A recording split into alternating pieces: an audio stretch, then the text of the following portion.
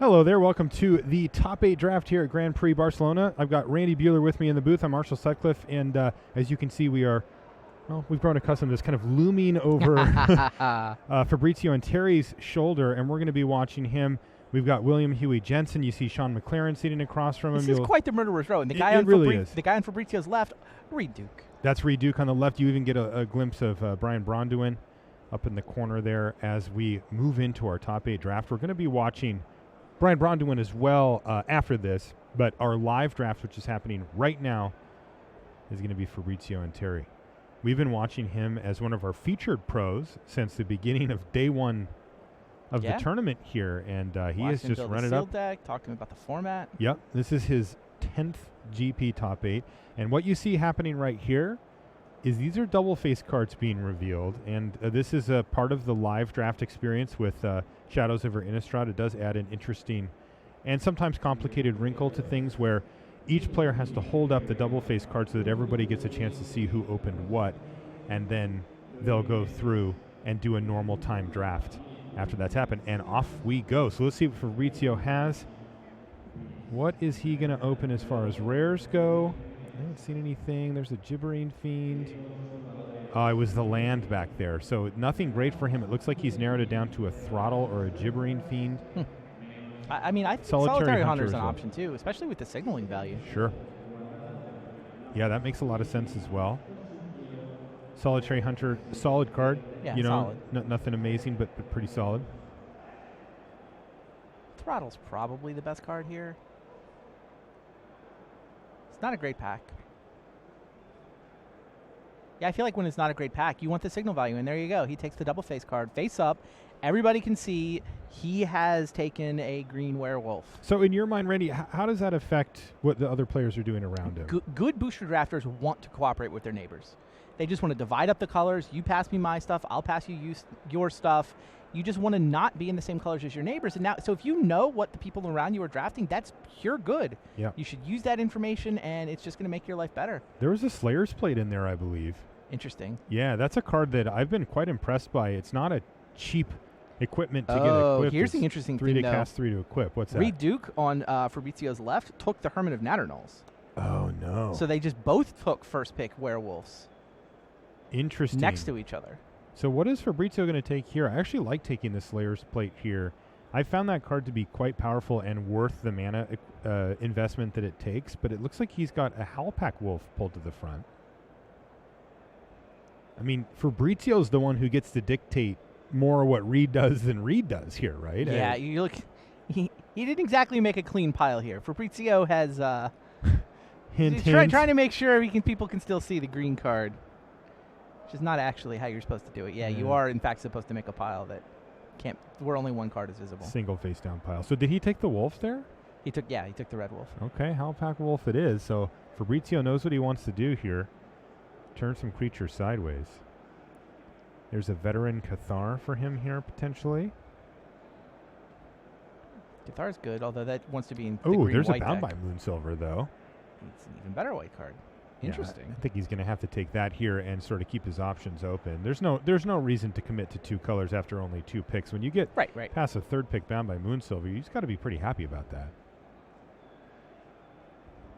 So he does, in fact, take it. So he's got a green card, a red card, and a white card now.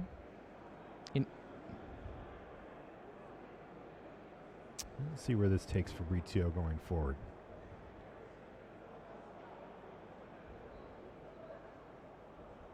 Willed Wolf is solid. Yeah, there's a Humble the Brute at the back if he wants to stay on white.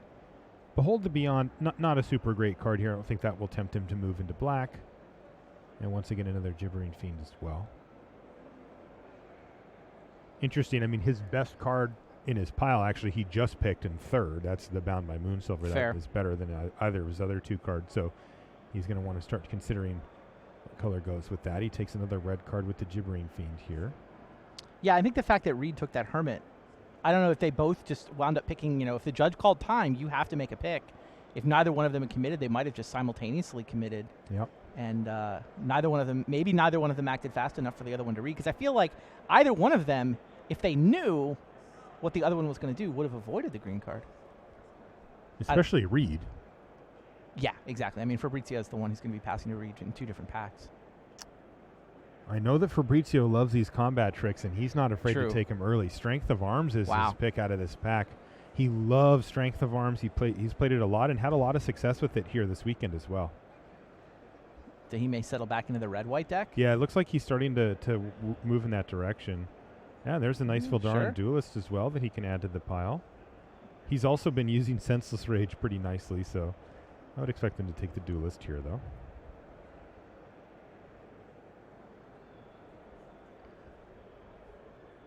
That's exactly what he does.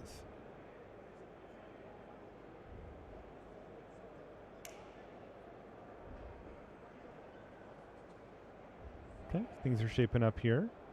There's an Eerie Interlude, another combat trick that he likes, Uncaged Fury, and wow, he just takes it immediately. He needs the curve worth of creatures to make this really work, though. He really does, yeah. He's got the Wolf right now, which is definitely the type of card that he wants, but he needs more of them. Yeah, and a Gibbering Fiend at 2. Yeah. But, I mean, white gives you 1s that you can play. Yeah. Thraben Inspector is totally playable. We saw Fabrizio play a lot of Town Gossip Mongers. It's more combat tricks. It's a lot of he's combat really tricks at filling this out the point. combat trick slot nicely here, but he does need to find targets for them. Yeah, this is, I think he would rather have creatures than some of these at this point. Absolutely. But there weren't creatures in this pack, so you take the combat tricks and hope the creatures come later. This is the pack that he opened, and he actually wheeled the Gibbering Fiend here. Oh, nice. Yeah, that's great for him. Yeah. There's a humans deck, too. I wonder if Reed has wound up in a green-white humans shell. He might be in a good spot. He may have taken that Slayer's Plate as well, which goes quite nicely. The in that Cathar deck. went there, and the Yes, good point. Yeah, the Veteran Cathar, that's a big one. and he just got the give a human +2/+2 guy. Well, even more creature augmentation with Hope Against Hope.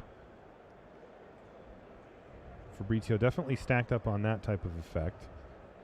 And it looks like there's going to be nothing for him here, as there's only 4 Equestrian cards Skill back. could get to the humans player. You know, Reed could take it. Not a great card, but maybe. Is that an Ox? Yeah. Inquisitor's Ox. Not a super aggressive card, but a solid card nonetheless. Yeah, it doesn't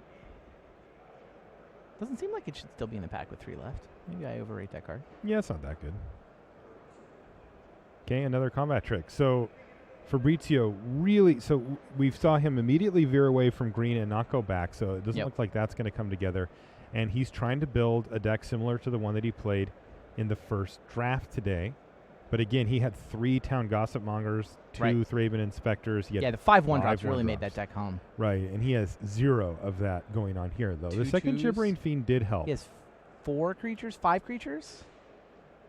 He has 5 creatures at this point. I mean, he's really, put an emphasis on those combat tricks, and he did get them. But now he's going to need to fill out his creature curve in pack 2. Good news for Fabrizio, though. He has plenty of time to do so. He's got 2 full packs to work with here. Yeah. And it did seem like he was in reasonably open colors as well. Sounds like McLaren actually wound up black-green. McLaren took a Solitary Hunter as well. So Fabrizio got squeezed on both sides by green drafters. Yeah, so he just correctly abandoned it. bail immediately, yep. And once again, you see the players looking around the table. And let's see what Fabrizio finds here. Okay, Incorrigible Youth, that's nice. Convicted Killer was his double-face card, so not a great pickup.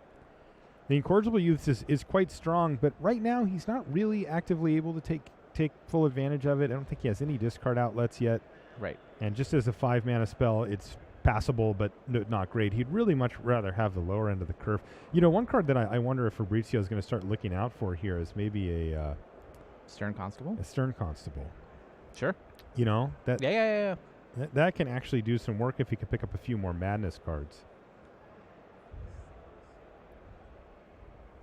It's also a 1-mana creature to help get things rolling. Right. So we'll see. Again, Fabrizio has a lot of time still. All the rest here of Pack 2 and Pack 3 after that. Ooh, there's a Dauntless Cathar and a Nearheath Chaplain. Very nice. Yeah, pick up a Nearheath Chaplain here. Again, he's not really filling out that low end of the curve that's still kind of nagging in the back of his head, but that's a great pick. I mean, Nearheath Chaplin's fantastic. Interesting to see that pass from Reed Duke as well. I wonder if he's not in that green-white humans deck that you and I were speculating on. Yeah, the spotter says he's leaning blue-green. Okay, so he's not even close. Green, white, green, blue. Not that far away. McLaren is also blue-green, though. So Fabrizio is apparently flanked by blue-green mages. Although McLaren has also got some black that he's been dabbling with. Okay. McLaren just took the Daring Sleuth first pick, pack 2. Okay. Which, I mean, it's a blue card that wants to be with clues, so. All right, so here's a few more choices. Ravenous Bloodseeker. There's also a Skin Invasion in this pack. Bloodseeker's great, right? It's okay. Well, I meant it turns the Incorrigible Youths on. Yeah, for sure. It's Aquamoeba, right? It's Aquamoeba, It is an Arrogant Worm, Aquamoeba. all in one color. Indeed. Oh, and there's an Odric Lunarch Hello. Marshal there. I did not see that originally. Neither did I. Wow, that could be it though. I will Yet say another 4. He's leaning the 2. Yeah, Wow. that's super interesting. That to is me. a bold statement Fabrizio Anteri just made. You know, I was talking about that nagging feeling in Oh, the back of your yeah, head. yeah. It's getting a little louder in his head, and he just doesn't feel like he can take another 4-mana creature there. Though I have to say, I think I'd still take the Odric. Odric's there. a lot better. The thing is that he's going to pick up a Devilthorn Fox here most likely. I mean, the Ravenous Bloodseeker is just not that great of a card on its own, and that's kind of the tough part. Yeah, is but that it's not like a premium 2-drop. It's a reasonable 2-drop. I think the Incorrigible Youths is what pushed him over the edge there. Yeah, and that might be correct. And he's just going to pick up the 3/1 Devilthorn Fox. Goes with some of his combat tricks reasonably well. And more importantly, just fills out his mana curve with aggressive creature.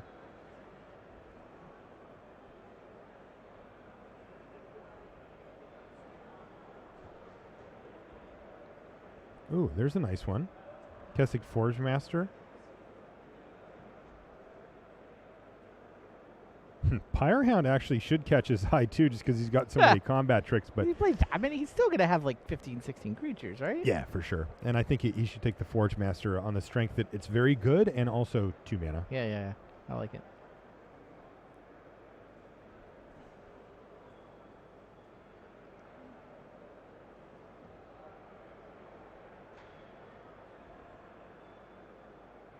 Angel of Deliverance, and there's also Nahiri's Machinations.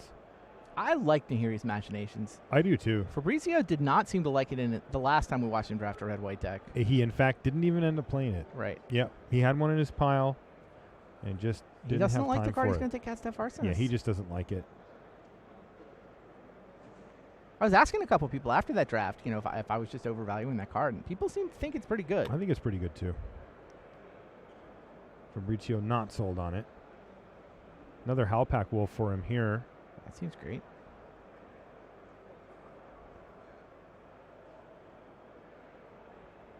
Oh, there's also a Spiteful Motives, which is interesting.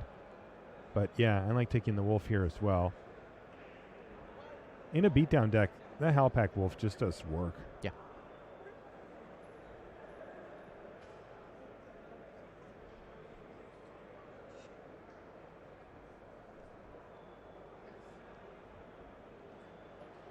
His second Uncaged Fury, he could also have an Expose Evil.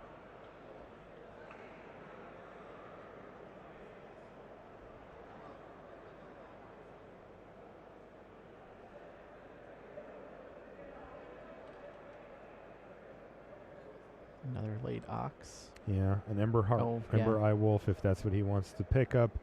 I like Another the card two-drop. that I just haven't found super impressive. But Ember Eye Wolf? yeah. Oh, I kind of like it. Do you? Yeah, the thing is, it's a 2-drop. I mean, it doesn't hit amazingly hard, but it trades up. It can. Yeah, that's true. Just I at mean, such a cost, you know. Maybe I'm being too picky. Think of it as your mana sink when you're flooding out. Yeah, that's true. Like, I like I've got that. a 2-drop that's serviceable that I can usually trade up if I'm willing to invest in it, and it gives me a thing to sink my mana into later. Yeah, the thing that I don't like about it is it doesn't act like an actual 2-drop on turn 2. Red, white land or True Faith Sensor. Some good options for 4 Yeah. cards left back. Sorry, you don't like that it... I just don't like that it doesn't attack like a 2-drop should. It just attacks for 1 and then gets blocked and then forces you to pump, so it ends up just sitting back a lot of the time. Though, strangely, in the later part of the game, yes, then all of a sudden it becomes a little better. Even then, I just find that they're like, yeah, I'll put my 2-drop in front of it. And You can pump if you want and trade, and I just Here's Imagination's the last pick. Wow. Which makes sense, right? Again, I mean, I get that no one else wants it. Yeah, but I feel like Fabrizio would want this too.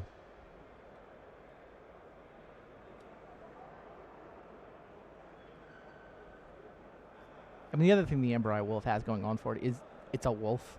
I mean, it has synergies especially when you're in the red-green deck. You know, that's a really good point, and he has 2 of the Hellpack Wolves as well, which, look, he's not planning on blocking, but it comes up. True. I mean, most of the real payoff cards are green, but I mean, even here, he just wants 2 drops. For sure.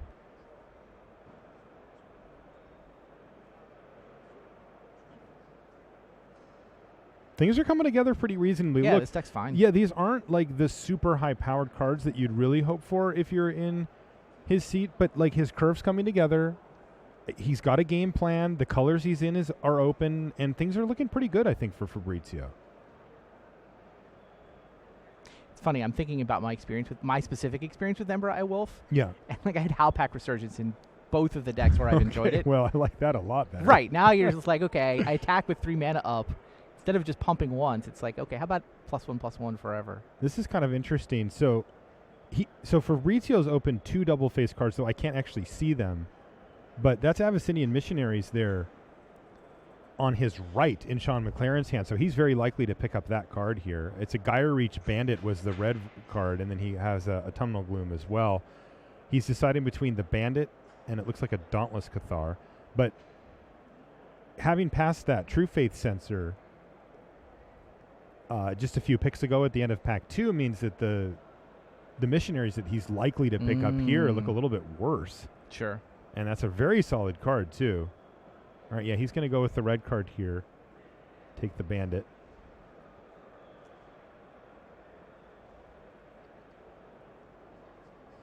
I'm curious to see if he does end up taking the Missionaries here and trying to get a little equipment, because he's passed 2 equipment. Yeah, he doesn't have any in his pile, right? No. He passed that Sensor, and then way earlier he passed the Slayer's Plate as well. Now, maybe he just has something else in this pack that makes that point less. No, he doesn't. There's some decent cards. There's the Inspiring Captain. Captain is the card that looked out at me. But, I mean... I like Missionaries better. Like, if this is pack 1 or 2, even 2. I know. Take Missionaries, look for equipment. Yeah. But it's a little late to have 0. It's probably too late. I think I might go Captain in his seat here. Yeah, it might just be better. Which is a shame, because the Missionaries with a couple of equipment is what you really want to do is hit rewind and go back and take that True Faith Sensor. Agreed. And I like the plate when it went by, but I can understand the argument for not taking it as well, though I would have taken it.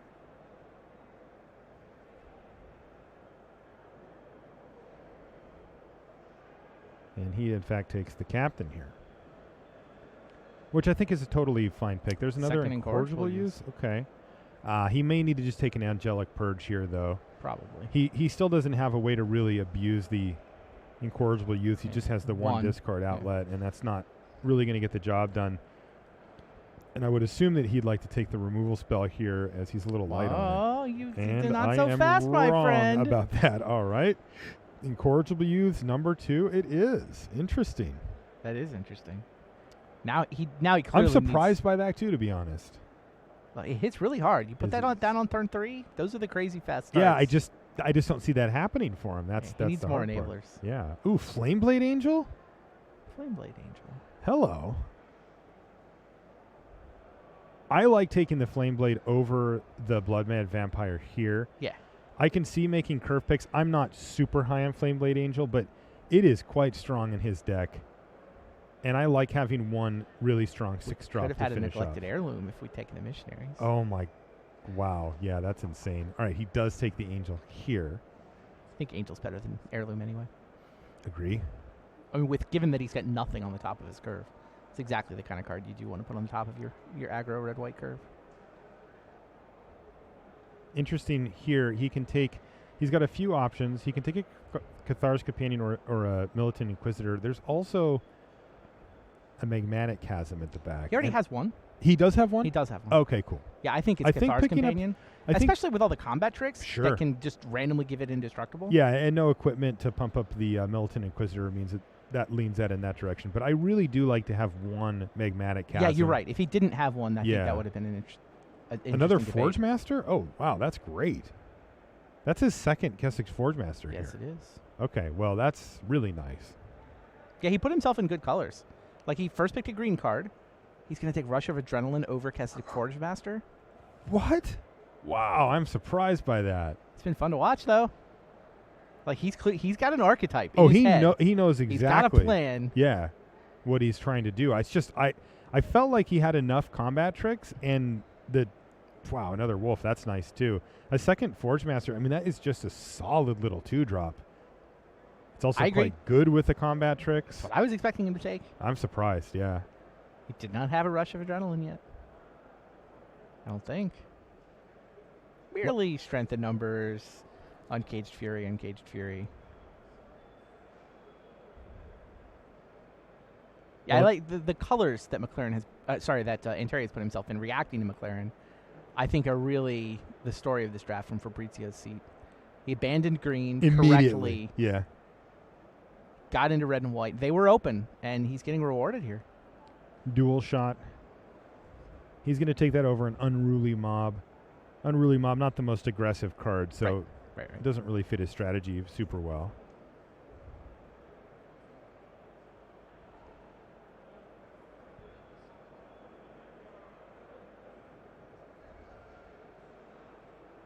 And it looks like he's just going to cut a Drew Now Corpse Trawler, which makes a lot of sense. That type of card can be pretty good against him.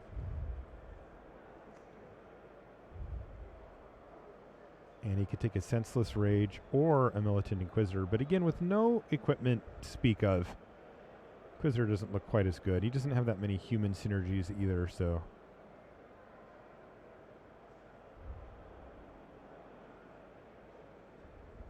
Another dual shot or an That's what I Open would the take. Armory. Thornhide Wolves. He's Wow. just going to go ahead and cut the Wolves. I guess he figures it's big. Reed's probably going to take it. I don't want to face it down. And this is where you pick up your Rush of Adrenaline. Yeah, I kind of like dual shot, though. Yeah. I mean, at least. I do too. I mean, I think you can run one in the main and feel good about it. I think that you want multiples against blue-white. Blue-white, it shines. Blue-white, you're totally right. board them yeah. all in. Like, Yeah. I would. Wow, last pick Spiteful Motives. That might actually make the cut here as well, which is kind of interesting. It's a good draft. That was a good draft. I think that deck really came together for Fabrizio. You know, it's not an A-plus level deck, but I think he has a plan. He knows what the plan is, and he was able to get all the pieces he needed to make that plan work. The one we saw him draft this morning, I think, was better. Like, this might only be a B-plus version of the archetype. For like, sure. This morning he had a Nahiri. He had 5 1-drops. Yeah.